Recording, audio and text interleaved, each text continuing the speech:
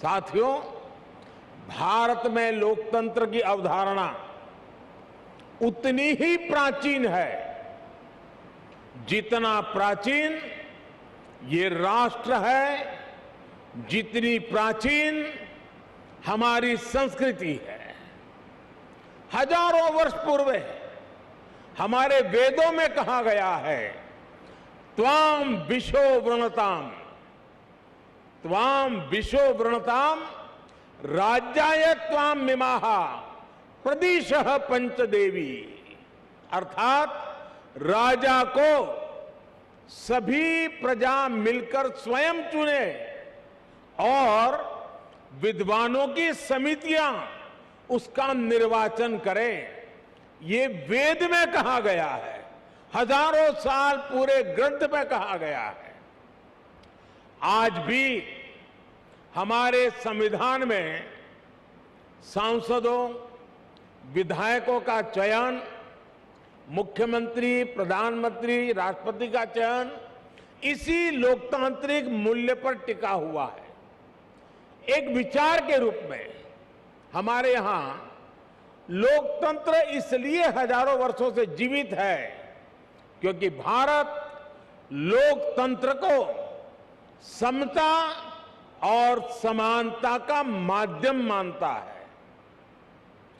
भारत सह अस्तित्व और सौहार्द के विचार में भरोसा करता है। हम सब में भरोसा करते हैं, सहकार में भरोसा करते हैं, सामंजस्य में भरोसा करते हैं और समाज की संगठित शक्ति में भरोसा करते हैं। इसलिए हमारे वेदों ने हमें यह भी मंत्र दिया है, संगच्छध्वम संवदध्वम संवो मनासि जानताम। अर्थात हम मिलकर चले, मिलकर बोले, वो एक दूसरे के मनों को, एक दूसरे के विचारों को जाने और समझे। इसी वेद मंत्र में आगे कहा गया है, समानो मंत्रः समिति समानी समानम मनः सहचित्तमेशम। अर्थात हम मिलकर समान विचार करें, हमारी समितियां, हमारी सभाएं और सदन कल्याण भाव के लिए समान विचार वाले हो और हमारे हृदय भी समान हो।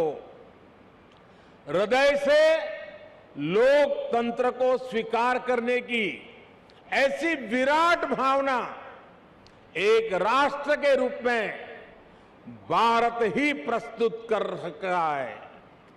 इसलिए मैं जब भी दुनिया में अलग अलग जब देशों में जाता हूं, बड़े वैश्विक मंचों पर मौजूद होता हूं, तो मैं बहुत गर्व से कहता हूं, क्योंकि हमारे कान में किसी न किसी कारण से एक शब्द भर दिया गया है।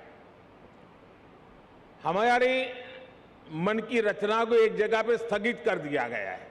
हमें बार बार सुनाया गया है कि we are a largest democracy of the world.